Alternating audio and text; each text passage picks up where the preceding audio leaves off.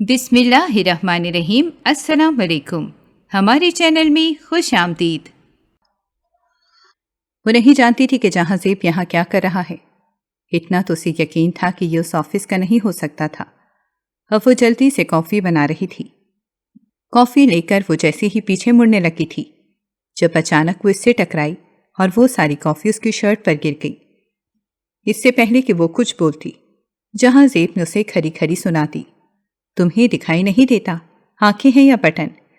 لیکن اس سے پہلے کہ جہاں زیب اسے مزید کچھ کہتا، جب اس نے ماہ رخ کو دیکھا تو اس کے ہوش اڑ گئے، جو اس کے کپڑوں کو صاف کر رہی تھی کہ بس کسی طرح وہ کافی کے نشانات چلے جائیں۔ لیکن اگلے ہی پل جہاں زیب نے اس کو دونوں ہاتھ سختی سے دبوچ دیے اور پھر اسے ایک جھٹکے سے اپنے قریب کیا۔ اس کے کانوں میں سرگوشی کرنے لگا، تم یہاں کیا کر رہی ہو؟ اچھا، تو تمہارا دل میرے باپ کو ادائیں دکھانے سے نہیں بھرا، تو اب یہاں آ کر میرے دوست کی کمپنی میں اپنی قسمت آزما رہی ہو نا؟ یہ بھی تم نے بہت اچھا کیا ہے، میں تو تمہیں داد دیتا ہوں، کیسی چالاک لڑکی ہو تم۔ لیکن میں اپنے دوست کو تمہارے جال میں پھنسنے نہیں دوں گا، سمجھی؟ اس نے ماہ رخ سے دو ٹوک کہا اور پھر ایک ہی جھٹکے سے اپنے اور بھی زیادہ قریب کر لیا۔ ان دونوں کے چہرے میں رتی بھر کا بھی فاصلہ نہیں تھا۔ دیکھیں، آپ کو کچھ غلط فہمی ہوئی ہے، میں ایسی لڑکی نہیں ہوں، پتہ نہیں آپ مجھے ایسا کیوں سمجھتے ہیں، پلیز مجھے یہاں سے جانے دیں۔ ماہ رخ نے اسے بہت روکنے کی کوشش کی، لیکن اگلے ہی پل جہاں زیب نے اس کی کلائی سختی سے دبوچ دی۔ ایسے تو میں تمہیں بالکل بھی نہیں جانے دوں گا، پہلے تو میں اپنے دوست کو تمہاری سچائی بتاؤں گا، چلو میرے ساتھ۔ اس نے فوراً ہی ماہ رخ کا ہاتھ پکڑ لیا، لیکن وہ اسے اپنے آفس سے باہر لے جانے ہی والا تھا جب اچانک سے اس نے اپنے سامنے اتنے زیادہ اسٹاف کو دیکھا۔ وہ پریشان ہو گیا تھا۔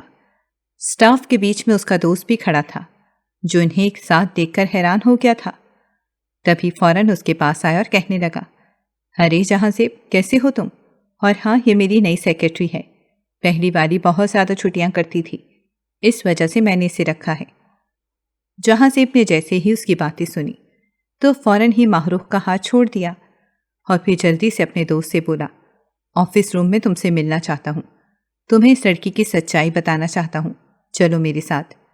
اس نے گویا اپنے دوست اسفند کو حکم دیا، جو کہ اس کمپنی کا مالک تھا، لیکن پھر بھی اس نے ایسے کمانڈنگ لہجے میں کہا جیسے اسفند نہیں بلکہ جہاں زیب اس کمپنی کا مالک ہو، جبکہ ماہ رخ تو فوراً وہاں سے واپس اپنے کیبن میں چلی گئی تھی۔ اسے سمجھ نہیں آ رہا تھا کہ آخر وہ اس مصیبت میں کیوں پھنس گئی ہے۔ ماہ رخ ایک متوسط طبقے سے تعلق رکھتی تھی، وہ اپنے دونوں چھوٹے بہن بھائیوں کے ساتھ رہتی تھی۔ اس کی ستیلی ماں نے اس پر بہت ظلم کیا تھا، جس کی وجہ سے وہ بس یہ چاہتی تھی کہ کسی طرح اپنے بہن بھائیوں کا پیٹ بھر سکے۔ اس کی پڑھائی اچھی خاصی تھی، وہ مینجمنٹ کا کام بہت اچھے سے کر لیتی تھی۔ تبھی اس نے جلدی سے ایک جاب تلاش کی، لیکن جیسے ہی وہ انٹرویو کے لیے گئی تھی تو اس کا سامنا شہباز شیخ سے ہوا۔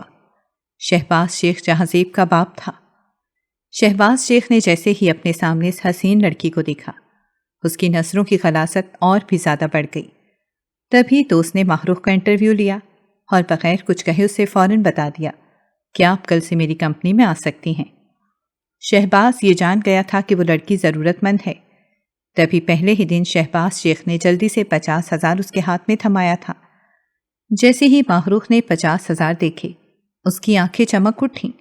اسے یقین نہیں آ رہا تھا کہ صرف چھوٹے سے کام کی وجہ سے اسے 50,000 روپے مل گئے ہیں۔ اس نے شہباز شیخ سے کہا بھی تھا کہ سر، یہ بھاری قیمت ہے، اتنی تو میری سیلری نہیں ہے۔ جب شہباز نے کہا کہ میں اپنی نیو ورکرز کو اتنی ہی سیلری دیتا ہوں، تم یہ اپنے پاس رکھو، یہ تمہاری ایڈوانس سیلری ہے، لیکن اگر کسی چیز کی بھی ضرورت پڑے تو مجھ سے مانگ سکتی ہو۔ ماہ رخ بہت زیادہ خوش ہو گئی تھی۔ جیسے ہی اس نے اپنے بہن بھائیوں کے ساتھ وہ سیلری شیئر کی اور انہیں بتایا کہ اس کے باس نے اسے اتنی زیادہ سیلری دی ہے، تو اس کے بہن بھائی خوش ہو گئے تھے اور یوں لوگوں نے بہت اچھی شاپنگ کی تھی۔ ماہ رخ بہت خوش ہو گئی تھی، تبھی وہ اب شہباز شیخ کی عزت کرتی تھی، پر وہ کہاں جانتی تھی کہ وہ انسان جو ماہ رخ کو گندی نظر سے دیکھتا ہے، اس کے ساتھ کیا کروانا چاہتا ہے۔ شہباز شیخ روزانہ ماہ رخ کو اپنے کیبن میں بلا لیتا تھا اور ہمیشہ اسے اپنے پاس بلا کر ہی فائل ریڈ کرواتا تھا، جبکہ ماہ رخ اپنی معصومیت کی وجہ سے یہ نہیں جان پاتی تھی کہ شہباز شیخ کی نیت کیا ہے۔ تبھی ایک روز وہ خاموشی سے فائل ریڈ کر رہی تھی، جس دوران شہباز اسے گندی نظروں سے دیکھ رہا تھا، کیونکہ وہ اس اینگل سے ماہ رخ کو اور بھی زیادہ کھو رہا تھا۔ لیکن ماہ رخ کو یہ بالکل معلوم نہیں تھا۔ اچانک دروازے پر دستک ہوئی اور جہاں زیب نے اپنے باپ کو اس لڑکی کے ساتھ دیکھ لیا تھا۔ وہ کچھ دنوں سے اپنے ویکیشنز کے لیے باہر گیا ہوا تھا۔ جیسے ہی اس نے اپنے باپ کو اس جوان لڑکی کے ساتھ دیکھا تو اس کی رگیں تن گئیں اور اسے بہت زیادہ غصہ آیا۔ تبھی اس نے زور سے دروازہ بجایا تھا، جس پر اس کا باپ ایک جھٹکے سے دور ہوا اور ماہ رخ بھی دروازے کی جانب دیکھنے لگی۔ جہاں زیب کو دیکھتے ہی ماہ رخ کے ہوش اڑ گئے۔ جہاں زیب غصے میں اسے گھور رہا تھا اور ماہ رخ کو ایسا لگا جیسے پتہ نہیں اس نے کون سی غلطی کر دی ہے جو یہ لڑکا اسے ایسے دیکھ رہا ہے۔ لیکن شہباز شیخ نے جلدی سے اپنے بیٹے کو اندر بلایا اور کہا، جہاں زیب کیوں کھڑے ہو، اندر آ جاؤ اور یہاں بیٹھو۔ اسے جلدی سے اپنی سیٹ پر اپنے بیٹے کو بٹھایا اور ماہ رخ سے کہا، اب تم اسے ڈیل کرو، میں تھوڑی سی میٹنگ کر کے آتا ہوں۔ یہ کہہ کر شہباز شیخ چلا گیا۔ ماہ رخ ابھی بھی جہاں زیب کو دیکھ رہی تھی، جو انگارہ برساتی آنکھوں سے اسے گھور رہا تھا۔ تبھی اس نے سخت لہجے میں آرڈر دیا، میرے لیے کافی لے آؤ۔ لیکن جیسے ہی ماہ رخ نے اسے اتنے غرور سے یہ کہتے سنا، فوراً انکار کر دیا۔ دیکھیے سر، میں صرف اور صرف شہباز سر کی سیکرٹری ہوں اور یہ میرا کام نہیں ہے، دوسرے ورکر کا کام ہے۔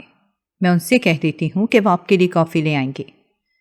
یہ سن کر جہاں زیب کو بہت غصہ آیا اور وہ اگلے ہی پل اپنی سیٹ سے اٹھ کر ماہ رخ کے پاس آیا، اسے دیوار کے ساتھ لگایا اور دانت پیستے ہوئے کہا، کیوں، کیا ہو گیا؟ اگر میرا باپ تمہیں یہ آرڈر دیتا تو تم بڑے مزے سے کرتی۔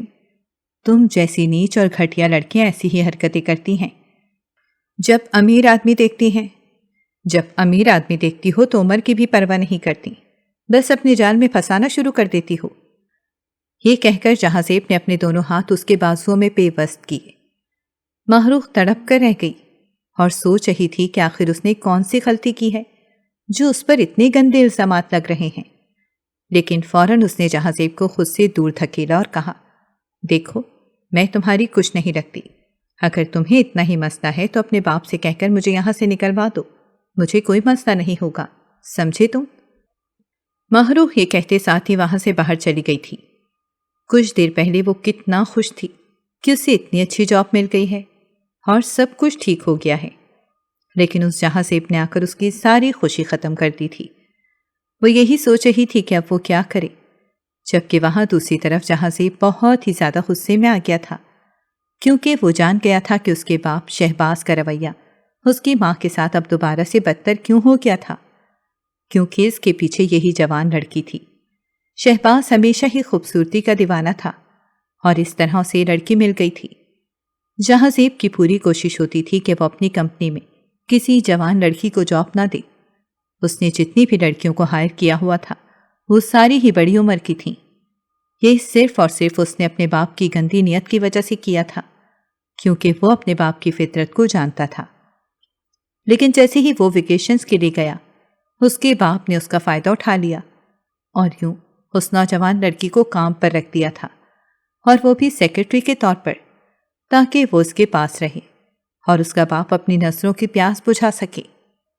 یہ سب سوچ کر جہاں زیب کو بہت زیادہ غصہ آ گیا تھا، لیکن اس نے فیصلہ کر لیا تھا کہ وہ اس لڑکی کو اپنے باپ کے ارد گرد بھی بھٹکنے نہیں دے گا۔ تبھی اس نے اپنے باپ سے بات کی اور کہا، بابا، میں چاہتا ہوں کہ وہ پرسنل سیکرٹری میرے لیے کام کرے، آپ کو اس کی کیا ضرورت ہے؟ میں اسے اپنی پرسنل سیکرٹری کے طور پر رکھنا چاہتا ہوں۔ جب اس کے باپ نے یہ سنا تو فوراً کہہ دیا، جہاں زیب، تمہیں کیا ہو گیا ہے؟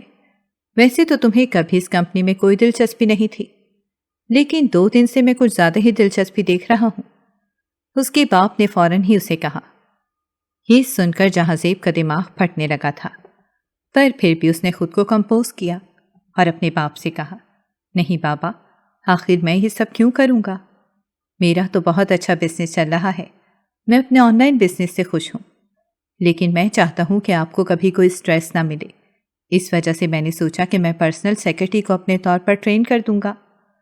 اس نے فوراً ہی کہا، جب اس کے باپ نے کہا، نہیں، مجھے اس لڑکی کی ضرورت نہیں ہے، ماہروح بہت اچھی ہے، بہت پیاری لڑکی ہے، میری ہر بات مان لیتی ہے، اسی لیے تمہیں اپنے بزنس پر توجہ دینی چاہیے۔ وہ دو ٹوک انداز میں بولے اور وہاں سے چلے گئے۔ جب ان کے جانے کے بعد جہاں زیب نے اپنے روم کی ہر چیز تہس نہس کر دی۔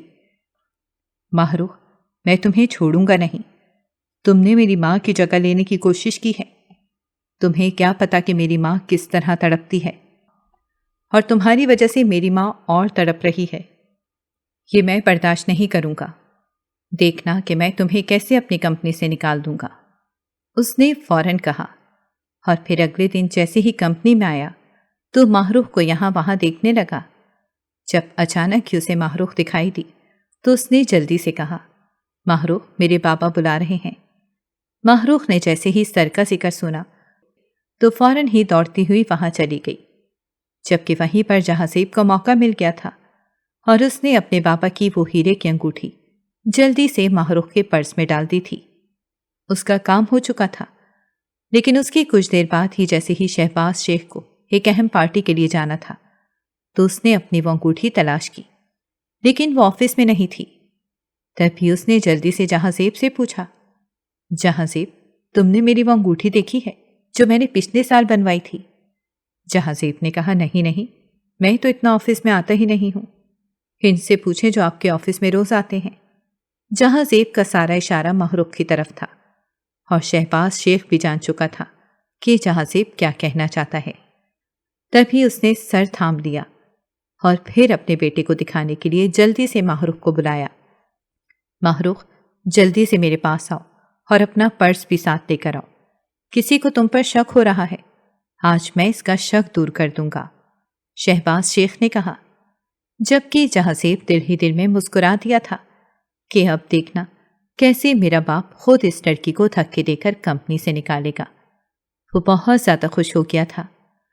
جب اگلے ہی پل جیسے ہی ماہروح اپنا پرس لے کر آئی تو جہاں زیب نے اس سے کہا، ماہروح، مجھے لگتا ہے کہ میرے باپ کی ہیرے کی انگوٹھی تم نے چرائی ہے، کیونکہ صرف تم ہی اس آفس میں آتی ہو اور کوئی ورکر یہاں نہیں آتا، اسی لیے میرا باپ شک دور کرنے کے لیے چاہتا ہے کہ تم اپنا بیگ فوراً اس کے سامنے کھولو تاکہ سب واضح ہو جائے۔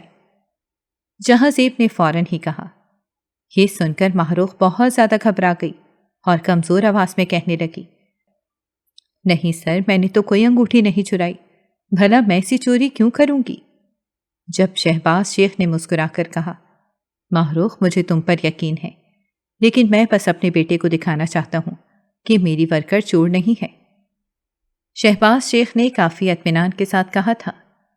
جب اگلے ہی پل ماہروح نے روتے ہوئے جلدی سے اپنا پرس خالی کیا، لیکن جیسے ہی اس کی نظر اس چمکتی ہیرے کی انگوٹھی پر پڑی، اس کی روح فنا ہو گئی۔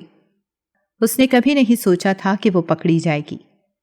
جیسے ہی شہباز شیخ نے وہ انگوٹھی دیکھی، وہ پھٹی پھٹی نسوں سے ماہروح کو دیکھنے لگا، جبکہ اسے یقین نہیں آ رہا تھا کہ ماہروح ایسی چوری کر سکتی ہے۔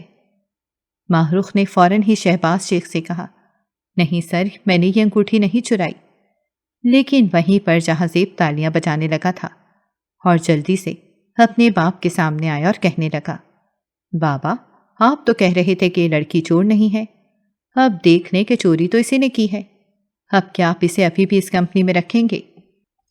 یہ نہ ہو کہ کل کوئی بڑی چوری کر لے تو پھر آپ کیا کریں گے؟ جہاں زیب نے جیسے جلے پر تیل چھڑکا تھا، جبکہ شہباز یہ گہری سوچ میں پڑ گیا تھا۔ وہ بہت بری طرح اپنے بیٹے سے ہار چکا تھا۔ تبھی غصے میں اس نے ماہروح سے کہا تھا، تم جیسی لڑکی میں نے آج تک نہیں دیکھی، پہلی لڑکی ہو جسے میں نے اپنے ساتھ کام پر رکھا تھا، لیکن نہیں، تم نے بھی میرا بھروسہ توڑ دیا ہے۔ اب تم مجھے کیا دیکھ رہی ہو؟ دفع ہو جاؤ میری کمپنی سے، اور آج کے بعد یہاں مت آنا۔ اس نے جلدی سے یہ کہا اور پھر ماہروح کو دھکیل کر وہاں سے نکال دیا۔ شہباز نے ماہروح کو سیکیورٹی کی مدد سے نکال دیا تھا۔ ماہروح بہت زیادہ رو رہی تھی، جبکہ جہاں زیب کا دل بہت زیادہ خوش ہو گیا تھا، لیکن نہیں، وہ تو جلدی سے ماہروح کا اداس چہرہ دیکھنا چاہتا تھا۔ وہ دیکھنا چاہتا تھا کہ ماہروح کیسی ہے، وہ جو اپنی ادائیں دکھا کر اس کے بابا کو بہلاتی تھی۔ اب وہ یہ دیکھنا چاہتا تھا کہ اس کا مرجھایا ہوا چہرہ کیسا ہے، تبھی وہ جلدی سے اپنی کمپنی سے نیچے آیا تھا جہاں ماہروخ پیدل ہی اپنے گھر کو جا رہی تھی۔ تبھی اس نے گاڑی روکی اور بریک لگائی۔ جیسے ہی ماہروخ نے پیچھے دیکھا تو جہاں زیب کو دیکھ کر وہ سٹ پٹا گئی تھی۔ جہاں زیب جلدی سے اپنی گاڑی سے نکلا اور غرور کے ساتھ چلتے ہوئے اس کے سامنے آ کر کھڑا ہو گیا۔ اس نے جلدی سے اپنے دونوں ہاتھ اپنی جیب سے نکالے اور پھر کہنے لگا، ہاں ماہروخ، اب بتاؤ اب کس کمپنی میں جاؤ گی اور کس کا دل بہلاؤ گی؟ میں بھی تو ذرا دیکھوں کہ اب تم کہاں جاؤ گی۔ میرے باپ نے تو تمہیں نکال دیا، لیکن اگر میں تمہارے بیگ میں وہ ہیرے کی انگوٹھی نہ ڈالتا تو میرا باپ تمہیں کبھی نہیں نکال سکتا تھا۔ اسی لیے تو مجھے اپنے آپ کا ہی شکریہ ادا کرنا چاہیے۔ اس نے فوراً ہی غرور سے کہا تھا۔ اس کی بات سن کر ماہروخ کے چہرے کا رنگ اڑ گیا تھا۔ ماہروخ نے کبھی نہیں سوچا تھا کہ جہاں زیب اسے اس کمپنی سے نکالنے کے لیے اس پر اتنا بڑا الزام لگوائے گا۔ ماہروخ نے اسے کچھ بھی نہیں کہا بلکہ وہاں سے دوڑتی ہوئی جلدی سے چلی گئی تھی۔ جہاں زیب اسے دوڑتا ہوا دیکھ رہا تھا اور پھر شیطانی مسکراہٹ سجا کر وہ دوبارہ سے اپنی گاڑی پر بیٹھ گیا اور اپنے دوست کی طرف جا رہا تھا۔ اس کا دوست اسفند اس کے بچپن کا دوست تھا جس کے ساتھ اس کی کافی گہری دوستی تھی۔ جب بھی خوش ہوتا تھا تو اس کی طرف چلا جاتا تھا۔ وہ اس کی کمپنی کو اپنی کمپنی سمجھتا تھا۔ اسفند کے نہ ہوتے ہوئے بھی وہ اس کی سیٹ پر بیٹھ جاتا تھا۔ آج بھی اسفند اپنی کمپنی کا راؤنڈ لگانے گیا تھا، تبھی وہ جلدی سے جا کر سیٹ پر بیٹھ گیا تھا۔ جیسے ہی اسفند آیا تو اس نے اسے گلے لگایا تھا۔ اسفند نے کہا، لگتا ہے کہ تم نے آریانہ کو پرپوز کر دیا ہے، جو اتنے خوش ہو۔ لیکن جہاں زیب نے جیسے ہی اسفند کو یہ ساری بات بتائی تو اس کی باتیں سن کر اسفند کے چہرے کا رنگ اڑ گیا تھا۔ جہاں زیب نے جلدی سے اسفند کو کہا کہ دیکھو اسفند، یہ سب میں تمہیں اس لیے بتا رہا ہوں کہ یہ نہ ہو کل کو تم کوئی اور لڑکی اپنی سیکرٹری کے طور پر رکھو اور وہ بھی ایسے ہی نکلے۔ اسی وجہ سے تمہیں ہوشیار رہنا ہوگا، یہ لڑکیاں کافی چالاک ہوتی ہیں۔ اس کی بات سن کر اسفند ہنسنے لگا اور کہنے لگا، نہیں فکر مت کرو، میں کسی بھی ایسی لڑکی کو نہیں رکھوں گا۔ جیسے ہی جہاں زیب نے اس کی بات سنی تو اس کا دل پرسکون ہو گیا۔ دوسری طرف ماہروخ تھکی ہاری اپنے گھر آئی تھی۔ اس کی سوتیلی ماں تو ویسے بھی اس پر کافی ظلم کرتی تھی۔ سوتیلی ماں نے جیسے ہی اسے آتے ہوئے دیکھا تو اس کے باپ کے کان بھرنے لگ گئی کہ دیکھو تو صحیح، لڑکی آوارہ گردی کر کے واپس آ گئی ہے۔ لگتا ہے کہ آج اس کا دل نہیں بھرا جو اتنی اداس ہو کر آئی ہے۔ اس کے باپ نے جیسے ہی دیکھا تو پہلے تو اپنی بیوی سے کہنے لگا کہ ایسی باتیں مت کیا کرو، یہ میری بیٹی ہے۔ لیکن پھر بھی اس کا باپ اپنی بیوی کے کہنے پر آ کر اس پر شک کرنے لگتا تھا، پر ماہروخ اسے کوئی جواب نہیں دیتی تھی۔ وہ تو بس اپنے بہن بھائیوں کے ساتھ اوپر والے کمرے میں ہوتی تھی۔ اب وہ بنا کچھ کہے اوپر چلی گئی تھی۔ اس نے اپنے بہن بھائیوں کو ساری بات بتا دی تھی۔ اس کے بہن بھائی بھی بہت پریشان ہو گئے تھے۔ اس کی چھوٹی بہن نے کہا تھا کہ آپ بھی کیا ہوا جو ایک جاب چلی گئی ہے اور بھی کافی کمپنیز میں نوکریاں خالی ہیں، آپ جلدی سے اپلائی کر دو۔ ماہروخ نے یہ سوچ دیا تھا کہ میں ہمت نہیں ہاروں گی۔ کیا ہوا جو اس جہاں زیب نے مجھ پر غلط الزام لگایا ہے، جب تک میں اس کے باپ کو یقین نہیں دلا دیتی تب تک میں کسی اور کمپنی میں جاب کر لوں گی۔ یہی سوچ کر اس نے جلدی سے ایک کمپنی میں اپلائی کر دیا تھا۔ اس کا نام بھی آ گیا تھا اور اب وہ انٹرویو دینے جانے والی تھی۔ پر ماہروخ کہاں جانتی تھی کہ یہ کمپنی تو جہاں زیب کے دوست اسفند کی ہی ہے۔ لیکن جیسے ہی اس نے انٹرویو دیا تو اسفند کو یہ معصوم لڑکی بہت بھلی لگی تھی۔ اسفند نے ساری بات جہاں زیب سے کہی تھی کہ نہیں جہاں زیب، وہ لڑکی تو بہت خوبصورت اور معصوم سی ہے، اسے دیکھ کر لگ ہی نہیں رہا کہ وہ چالاک ہے، اسی وجہ سے میں نے اسے انٹرویو میں رکھ لیا ہے۔ جہاں زیب نے اس کی بات سنی تو پھر بھی اسے ہدایت دی کہ دیکھو، جو بھی بھولی بھالی صورت والی لڑکیاں ہوتی ہیں وہ دیکھنے میں ایسی ہی لگتی ہیں لیکن اندر سے بڑی چالاک ہوتی ہیں۔ 3-4 دن بعد دوبارہ سے جہاں زیب اسفند سے ملنے گیا تھا، پر حسب معمول وہ سیکرٹری کو کافی کا کہتا تھا۔ اس بار بھی بنا دیکھے ہی اس نے جلدی سے سیکرٹری کو کافی کا کہا، پر جیسے ہی ماہروخ نے جہاں زیب کو دیکھا تو اس کی روح فنا ہو گئی تھی کہ یہ یہاں کیا کر رہا ہے۔ اسے سمجھ نہیں آ رہی تھی۔ وہ بس یہ چاہتی تھی کہ کسی طریقے سے جہاں زیب اسے نہ دیکھے، لیکن ایسا ناممکن تھا۔ جلدی سے کافی بنا کر وہ جیسے ہی آفس کے اندر آنے لگی تو جہاں-زیب سے ٹکرا گئی اور ساری کافی جہاں-زیب کے کپڑوں پر گر گئی۔ جہاں-زیب نے فوراً ہی اپنے کپڑے چھاڑے، لیکن جیسے ہی سامنے اس کی نظر ماہروخ پر پڑی تو اس کے پیروں تلے زمین نکل گئی۔ تم یہاں کیا کر رہی ہو؟ جب میرے باپ کو پھنسا کر تمہارا دل نہیں بھرا تھا جو تم یہاں پر آ گئی ہو؟ تمیز بھی کوئی چیز ہوتی ہے۔ اس نے جلدی سے ماہروخ کو کھری کھری سنائی اور پھر اسے فوراً ہی دیوار کے ساتھ لگا کر اس کے قریب آ گیا۔ ماہروخ نے اس کی یہ حرکت دیکھی تو اس کے چہرے کی ہوائیں اڑ گئیں۔ یہ تم کیا کر رہے ہو؟ مجھ سے دور ہو جاؤ۔ خبردار جو مجھ پر فضول الزام لگایا، سمجھے؟ یہ تمہاری کمپنی نہیں ہے۔ مجھے اس کمپنی کے مالک نہیں یہاں رکھا ہے۔ ابھی اس نے یہی کہا تھا کہ جہاں-زیب نے مسکرا کر کہا، اب دیکھنا، مالک تمہیں خود ہی یہاں سے نکالے گا۔ تم دیکھو میں کرتا کیا ہوں۔ یہ کہتے ساتھ ہی اس نے ماہروخ کو جلدی سے تھاما اور اسے زبردستی باہر لے جانے لگا۔ باہر اسٹاف اسفند کے ساتھ کھڑا تھا۔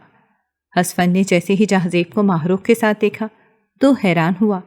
سوالیہ نظروں سے جہاں-زیب کو گھور رہا تھا، جیسے پوچھ رہا ہو کہ یہ کیا کر رہے ہو۔ اگلے ہی پل ماہروخ نے اپنا بازو چھڑایا اور تیز قدموں سے وہاں سے چلی گئی، جبکہ دوسری طرف جہاں-زیب نے ساری بات اسفند کو بتا دی تھی۔ اسفند، جس لڑکی کا میں تم سے ذکر کرتا تھا نا، وہی معصوم چہرے والی چالاک لڑکی یہی ہے۔ اس نے میرے باپ کو پھنسایا تھا، تبھی تو میں نے اسے نکالا تھا، اور تم اسی لڑکی کو اپنی سیکرٹری کے طور پر رکھ چکے ہو۔ اب یہ لڑکی تمہاری کمپنی میں بالکل نہیں آئے گی۔ میں نے کہہ دیا سو کہہ دیا۔ جہاں-زیب نے کوئی حکم دیا تھا، وہ ہمیشہ ہی اسفند پر اپنا روب جماتا تھا، کیونکہ وہ اسے اپنا بھائی مانتا تھا۔ اسفند بھی اس کی بات مان لیتا تھا۔ یہ بات اس نے ایسے ہی مان لی تھی، اور یوں ماہروخ دوبارہ اس کمپنی میں بالکل نہیں آئی۔ ماہروخ گہری سوچوں میں گم ہو گئی تھی۔ وہ جب بھی یہاں آتی تھی تو اسی جگہ آ کر بیٹھ جاتی تھی، جہاں سے وہ خوبصورت منظر دیکھ کر اپنے دل کو سکون دیتی تھی۔ وہ خوبصورت منظر سامنے والے سمندر کا تھا۔ وہ سمندر کی لہروں کو دیکھ رہی تھی جب اچانک اس کے سامنے ایک گاڑی رکی۔ ماہروخ نے جیسے ہی غور سے دیکھا تو شہباز شیخ کو بیٹھے دیکھ کر اس کا دل تیزی سے دھڑکنے لگا۔ شہباز شیخ نے جیسے ہی اسے دیکھا تو فوراً ہی اپنی گاڑی سے نکل کر اس کی طرف آیا۔ ماہروخ کو روتے ہوئے دیکھ کر کہنے لگا، ماہروخ، تم یہاں کیا کر رہی ہو؟ ماہروخ نے جیسے ہی شہباز کو اپنی طرف آتے دیکھا تو فوراً کہا، نہیں سر، میں نے وہ چوری نہیں کی تھی۔ دراصل وہ تو آپ کے بیٹے جہاں-زیب نے مجھے پھنسایا تھا۔ ماہروخ نے روتے روتے ساری بات شہباز کو بتا دی تھی۔ شہباز شیخ نے جیسے ہی یہ سب سنا، اسے یقین نہیں آیا اور بہت زیادہ غصہ آیا۔ اس نے جلدی سے ماہروخ کو کہا، تمہیں فکر کرنے کی کوئی ضرورت نہیں ہے، تم پھر میری کمپنی میں آؤ گی اور میں دیکھتا ہوں کہ میرا بیٹا تمہیں کیسے نکالتا ہے۔ یہ کہہ کر وہ وہاں سے چلا گیا تھا۔ ماہروخ بہت خوش ہو گئی تھی۔ ایک طرف وہ بہت پریشان تھی کہ اگر دوبارہ جہاں-زیب نے اسے کمپنی سے نکال دیا یا کوئی الزام لگا دیا تو وہ کیا کرے گی، لیکن اب اسے سکون تھا کہ خود شہباز شیخ نے اسے اپنی کمپنی میں رکھا ہے۔ اگلے روز وہ پھر سے کمپنی جانے لگی تھی، لیکن دوسری طرف شہباز شیخ نے جلدی سے اپنے بیٹے کو بزنس کے کام سے دوسرے شہر بھیج دیا تھا، اور یوں جہاں-زیب یہ جان نہیں پایا تھا کہ ماہروخ پھر سے اس کے باپ کی پرسنل سیکرٹری بن چکی ہے، جبکہ شہباز گھر آ کر اپنی بیوی پر ظلم کرتا تھا، اسے مارتا پیٹتا تھا۔ اسے اپنی بیوی بالکل پسند نہیں تھی۔ تبھی جب بھی وہ اپنی بیوی کو تیار ہوتا دیکھتا تھا تو ہمیشہ اسے یہی کہتا تھا، یہ تم نے کیا پہن لیا ہے؟ تم بوڑھی ہو چکی ہو اور یہ سب تم پر بالکل سوٹ نہیں کرتا۔ لیکن جب بھی وہ رنگین پارٹیوں میں جاتا تھا تو وہاں حسین لڑکیوں کو دیکھ کر اس کا دل جوان ہو جاتا تھا۔ اس بات پر اس کے بیٹے جہاں-زیب کو بہت غصہ آتا تھا۔ اسی وجہ سے وہ ماہروخ جیسی حسین لڑکیوں کو اپنے باپ کے ارد گرد بھٹکنے نہیں دینا چاہتا تھا، لیکن اس بار وہ ناکام ہو گیا تھا، کیونکہ ماہروخ پھر سے اس کمپنی میں چلی گئی تھی۔ آج وہ پھر سے آفس میں موجود تھی، جہاں آج پھر شہباز شیخ اسے پھر سے اپنے پاس بلا رہا تھا۔ ڈرتے ڈرتے اپنے باس کے پاس گئی تھی، جب شہباز نے اسے کہا تھا کہ ماہروخ، یہ فائل ریڈ کرو اور مجھے سناؤ۔ ماہروخ پھر سے جھک کر وہ فائل ریڈ کرنے لگی تھی۔ شہباز یہ منظر اپنے دل میں بسا رہا تھا اور گندی اور خراست بھری نظروں سے اسے دیکھ رہا تھا۔ جب اگلے پل دوبارہ سے دروازہ کھلا تو شہباز نے دیکھا کہ سامنے جہاں زیب کھڑا تھا۔ وہ فوراً اپنی سیٹ سے اٹھ گیا، جبکہ محروق 2 قدم دور ہو گئی تھی۔ جہاں زیب فوراً شہباز کے پاس آیا اور اپنے باپ کا گریبان پکڑ کر کہنے لگا، آپ کی ہمت کیسے ہوئی اس لڑکی کو دوبارہ اس کمپنی میں رکھنے کی؟ ابھی اس نے شہباز کا گریبان ہی پکڑا تھا کہ شہباز نے جہاں زیب کو تھپڑ مار کر کہا، تمہاری ہمت کیسے ہوئی اپنے باپ کا گریبان پکڑنے کی؟ یہ کہتے ہی جہاں زیب نے نفرت بھری نظروں سے اپنے باپ کو دیکھا، لیکن بغیر کچھ کہے وہاں سے چلا گیا۔ محروق بہت زیادہ کپکپا رہی تھی۔ جب شہباز نے اس کے دونوں ہاتھ پھر سے تھام لیے، اس کے ہاتھوں کی نرماہٹ کو محسوس کر رہا تھا اور خلیص نظروں سے دیکھتے ہوئے کہنے لگا، ارے تم فکر مت کرو، یہ میرا آوارہ بیٹا ایسے ہی میرے پیچھے پڑا ہوتا ہے۔ اسے حسین لڑکیوں سے حسد ہے کیونکہ اس کی گرل فرینڈ اتنی حسین نہیں ہے، پر تم فکر مت کرو، میرے ہوتے ہوئے تمہیں یہاں سے کوئی نہیں نکال سکتا۔ یہ کہتے ساتھ ہی شہباز نے اپنی جیب سے 50,000 نکال کر محروق کے ہاتھ پر رکھ دیا اور کہا، یہ لو تمہاری ایڈوانس سیلری ہے، اب تو تمہیں یقین آ گیا ہوگا کہ میں تمہیں اپنی کمپنی سے نہیں نکالوں گا۔ محروق کی آنکھیں چمک اٹھی تھیں۔ وہ اپنے چھوٹے بہن بھائیوں کے لیے کیا کچھ نہیں کر رہی تھی۔ کاش اس کا باپ اس کا ساتھ دیتا یا اسے کچھ مالی مدد فراہم کرتا تو اسے یہ سب کچھ نہیں کرنا پڑتا، پر اس کا باپ تو اپنی دوسری بیوی کے حسن کا دیوانہ ہو گیا تھا اور اپنی پہلی بیوی کی اولاد سے کوئی دلچسپی نہیں رکھتا تھا۔ اسی وجہ سے محروق کو یہ سب کچھ سہنا پڑ رہا تھا۔ اس روز جب وہ شام کے وقت کمپنی سے باہر نکلی تو اسے ایسا لگا جیسے کوئی اس کا پیچھا کر رہا ہو۔ اچانک کسی نے اس کے منہ پر رومال رکھا اور وہ بے ہوش ہو گئی۔ جب ہوش آیا تو وہ ایک عجیب کمرے میں موجود تھی۔ جلدی سے اٹھی اور ادھر ادھر دیکھنے لگی، میں کہاں ہوں؟ مجھے کون یہاں لایا ہے؟ وہ پریشان ہو کر بولنے لگی۔ اچانک دروازہ کھلا اور سامنے جہاں زیب کھڑا تھا۔ وہ بڑے بڑے قدم اٹھا کر اس کے پاس آ رہا تھا۔ اس کو اپنے قریب آتا دیکھ کر محروق بہت زیادہ پریشان ہو گئی۔ وہ گھبرا کر پیچھے ہٹ گئی اور دیوار کے ساتھ لگ کر انگلی دکھاتے ہوئے کہنے لگی، اگر تم میرے پاس آئے تو مجھ سے برا کوئی نہیں ہوگا۔ میں نے تمہارے ساتھ کچھ نہیں کیا، تمہارے باپ نے تمہیں تھپڑ مارا تھا، اس میں میرا کیا قصور ہے؟ جہاں زیب اس کے بالکل قریب آ چکا تھا، اس نے غصے سے کہا، یہ سب تمہاری وجہ سے ہوا ہے، تمہاری وجہ سے میرے باپ نے پہلی بار زندگی میں مجھ پر ہاتھ اٹھایا اور میری ماں کے ساتھ بھی ظلم کیا۔ یہ کہہ کر اس نے غصے سے دیوار پر ہاتھ مارا، جبکہ محروق تڑپ کر رہ گئی۔ اگلے ہی پل جہاں زیب نے گہری سانس لی اور جلدی سے محروق کا ہاتھ پکڑا۔ اس نے کہا کہ آج میں اس قصے کو ختم کر دوں گا، آج میں اپنے باپ کو ایک ایسی مات دوں گا کہ میرا باپ ہوش میں نہیں رہے گا۔ یہ سن کر محروق کی روح کانپ گئی، کپکپاتی ہوئی آواز سے کہنے لگی، تم آخر ایسا کیا کرنے والے ہو؟ میں نے کچھ نہیں کیا، مجھے جانے دو، میں تم دونوں کی لڑائی میں نہیں آنا چاہتی۔ اگلے ہی پل جہاں زیب نے جلدی سے کہا، وقت بہت کم ہے، چلو میرے ساتھ۔ وہ محروق کو گھسیٹتے ہوئے اس روم سے باہر لے جانے لگا۔ یہاں عجیب عجیب لوگ موجود تھے۔ وہاں محروق کو ایک مولوی دکھائی دیا۔ اسی وقت جہاں زیب نے جلدی سے محروق کو دیکھ کر مولوی صاحب سے کہا کہ وقت بہت کم ہے، نکاح پڑھوائیے۔ یہ سن کر محروق کی روح فنا ہو گئی تھی۔ اس نے تڑپ کر اپنی چادر کھینچ کر اتاری اور مولوی صاحب سے کہا، نہیں نہیں، میں یہ نکاح نہیں کر سکتی، کسی نے مجھ سے زبردستی کروانا چاہتا۔ کس نے مجھ سے اجازت لی ہے؟ دیکھیں میری جان بچائیں، یہ میرا نکاح زبردستی کروانا چاہتا ہے، پلیز کوئی اسے سمجھائے۔ وہ مولوی صاحب سے مدد کی درخواست کر رہی تھی۔ مولوی صاحب نے اس کی باتیں سن کر سر جھکا دیا۔ محروق کو تب احساس ہوا کہ یہ مولوی صاحب بھی بکے ہوئے ہیں اور وہ اب کچھ بھی نہیں کر سکتی۔ اگلے ہی پل جہاں زیب اس کے کان کے قریب آیا اور کہا، خبردار اگر تم نے کوئی غلط حرکت کی، یاد رکھو اگر تم نے مجھ سے نکاح نہیں کیا تو پھر مجھے تمہارے ساتھ رات گزارنے میں ذرا بھی ڈر نہیں لگے گا۔ یہ سن کر محروق بہت زیادہ ڈر گئی۔ زبردستی کے تحت محروق نے نکاح کے کاغذات پر دستخط کر دیے۔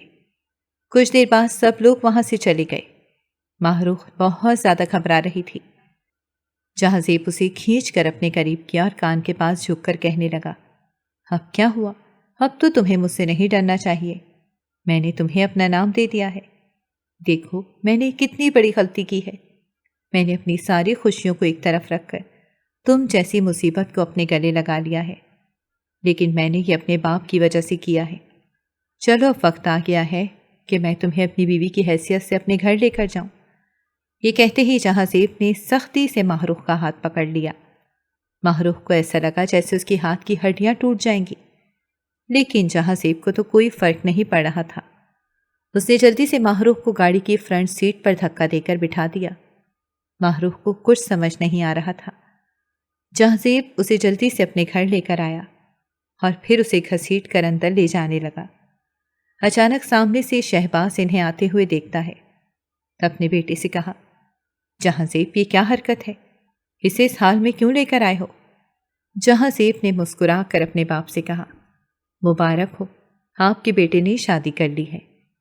یہ دیکھیے آپ کی بہو ماہروخ زیب، جو آج سے اس حویلی کی بہو ہے، جلدی سے ہمیں دعائیں دیں۔ جہاں زیب خوشی خوشی کہہ رہا تھا۔ شہباز نے یہ سنا تو فوراً ہی اس کی روح کانپ گئی۔ اسے یقین نہیں آ رہا تھا۔ وہ چلاتے ہوئے کہنے لگا، جہاں زیب تم نے یہ کیا حرکت کی ہے؟ اب تم نے کمپنی کی سیکرٹری سے نکاح کر لیا ہے، لوگ کیا کہیں گے؟ جہاں زیب نے فوراً جواب دیا، لوگوں نے تب کیا کہا تھا جب آپ نے اس کے ساتھ غلط کرنے کی کوشش کی تھی؟ آپ کی بری نظر تھی اس پر، اس کی وجہ سے آپ نے مجھ پر ہاتھ اٹھایا تھا۔ اس وقت آپ کو یاد نہیں آیا کہ لوگ کیا کہیں گے؟ میری ماں کے ساتھ جب آپ کا وہ رویہ تھا تب آپ کو کچھ یاد نہیں آیا کہ کمپنی کے لوگ کیا کہیں گے؟ اس سے پہلے کہ شہباز شیخ اسے اور کچھ بات سناتا، جب اگلے ہی پل جہاں زیب نے چیخ کر اپنے باپ سے کہا تھا کہ رات بہت ہو گئی ہے، مجھے آرام کرنا ہے۔ اس نے جلدی سے ماہروخ کی طرف دیکھا تھا، جو کہ بس آنسو بہا رہی تھی، اور پھر اس کو جلدی سے گھسیٹ کر اپنے روم میں لے کر آیا تھا۔ وہیں دوسری طرف شہباز شیخ بہت زیادہ گھبرا گیا تھا۔ اس کے بنے بنائے پلان میں اس کے بیٹے نے پانی پھیر دیا تھا۔ وہ تو بس ماہروخ کو اپنے قابو میں کرنا چاہتا تھا اور اس کچی کلی کو نوچنا چاہتا تھا، لیکن وہ جانتا تھا کہ کیسے جہاں زیب کو اس سے دور رکھ سکتا ہے۔ تبھی وہ جلدی سے دوبارہ سے اپنی بیوی کے پاس آیا تھا۔ اپنی بیوی کو وہ جا بجا مارنے لگا تھا، اس پر تشدد کرنے لگا تھا، تاکہ اپنی ماں کی چیخیں سن کر جہاں زیب جلدی سے باہر نکل آئے۔ اور یہی ہوا تھا۔ جہاں زیب نے جیسے ہی ماہروخ کو بیڈ پر دھکا دیا تھا، اس کے قریب جانے ہی والا تھا، جب اچانک سے اس کی ماں کی چیخوں کی صدا اسے سنائی دی تھی۔ اس نے جلدی سے ماہروخ کو اسی حالت میں چھوڑا اور بھاگتے ہوئے اپنے روم کا دروازہ کھول کر وہ باہر نکل گیا تھا۔ وہیں ماہروخ بہت زیادہ پرسکون ہو گئی تھی، لیکن جہاں زیب جیسے ہی اپنی ماں کے پاس گیا تو اسے اپنی ماں کو اس حالت میں دیکھ کر اس کا دل تڑپنے لگا تھا۔ اس کا بس نہیں چل رہا تھا کہ وہ شہباز شیخ جیسے انسان کو جان سے مار دے۔ اسے تو اسے اپنے باپ کہتے ہوئے بھی شرم محسوس ہو رہی تھی۔ اس کا باپ نہ جانے کہاں چلا گیا تھا، لیکن اس نے اپنی ماں کو حوصلہ دیا تھا، پر وہ جان گیا تھا کہ یہ صرف اور صرف اس لڑکی کی وجہ سے ہو رہا ہے۔ اگر اس لڑکی کا وجود یہاں نہ ہوتا تو شاید اس کا باپ اس کی ماں کے ساتھ یہ سب نہ کرتا۔ اس کا غصہ بہت زیادہ تیز ہو گیا تھا۔ تبھی غصے کی حالت میں وہ جلدی سے ماہروخ کے پاس آیا تھا۔ ماہروخ تھکان کی وجہ سے سو چکی تھی۔ اسے ایسا سکون سے سوتا ہوا دیکھ کر جہاں زیب کا غصہ 7ویں آسمان پر پہنچ گیا تھا۔ تبھی اس نے بے دردی سے ماہروخ کو اٹھایا تھا۔ اس کو نیند میں جب محسوس ہوا کہ کوئی اس کے ساتھ موجود ہے تو وہ جھٹ سے اٹھنے لگی، پر اس سے پہلے کہ وہ خود اٹھ کر بیٹھتی، جب جہاں زیب نے اسے دوبارہ سے بیڈ پر لٹا دیا تھا اور پھر اسے زندگی کی وہ سزا دی تھی جس کا گناہ شاید ماہروخ نے کبھی کیا ہی نہیں تھا۔ وہ بس یہی سوچ رہی تھی کہ آخر اس سے ایسی کون سی غلطی ہو گئی ہے، لیکن اب جہاں زیب روزانہ اسے ایک نیا درد دیتا تھا اور اسے یہ بتاتا تھا کہ ماہروخ نے اس کی زندگی برباد کر کے بہت برا کیا ہے۔ ماہروخ تو یہ بھی نہیں جانتی تھی کہ آخر اس نے کس کی زندگی برباد کی ہے۔ وہیں دوسری طرف اس کا باپ شہباز شیخ نہ جانے کہاں چلا گیا تھا، پر وہ واپس کمپنی کبھی بھی نہیں آیا تھا۔ لیکن وہ کمپنی ابھی بھی شہباز شیخ کے نام ہی تھی۔ اسی وجہ سے جہازیب نے اسے واپس لانے کا ایک پلان بنایا تھا۔ وہ جانتا تھا کہ کیسے اسے اپنے بزدل باپ کو واپس لانا ہے۔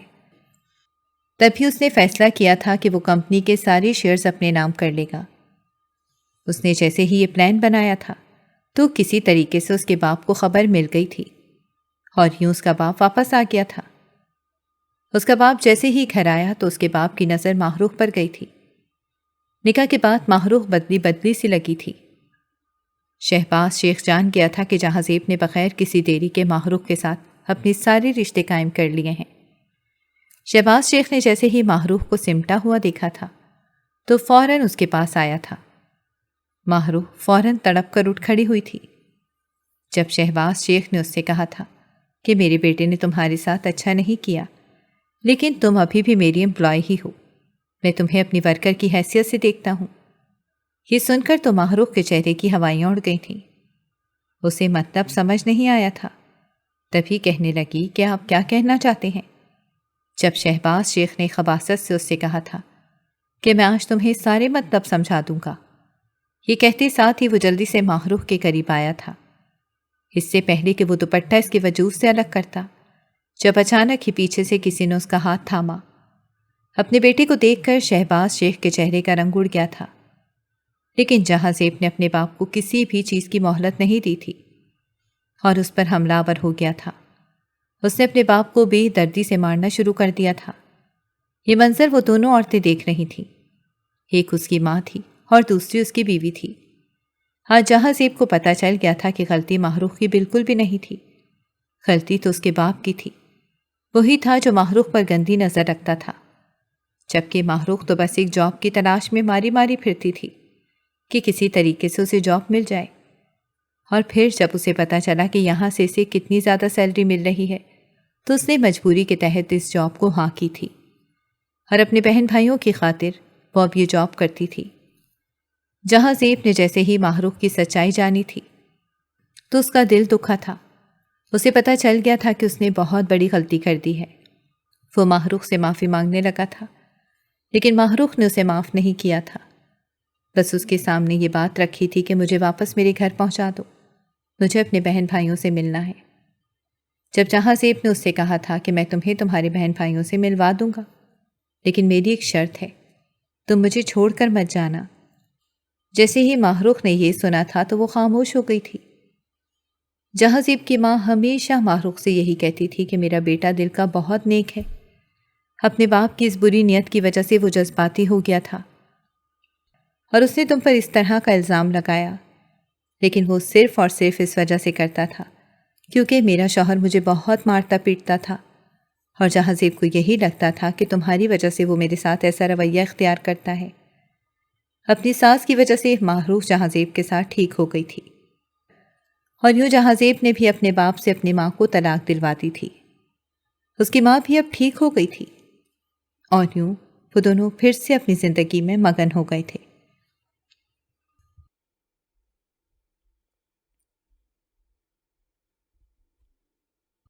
اگر آپ کو ہماری کہانیاں پسند آ رہی ہیں تو ہماری چینل کو سبسکرائب کریں اور بیل آئیکن کو پریس کرنا مت بھولیے گا تاکہ ہماری ہر کہانی آپ تک بر وقت پہنچے، اور کامنٹ باکس میں اپنی رائے کا اظہار کرنا مت بھولیے گا۔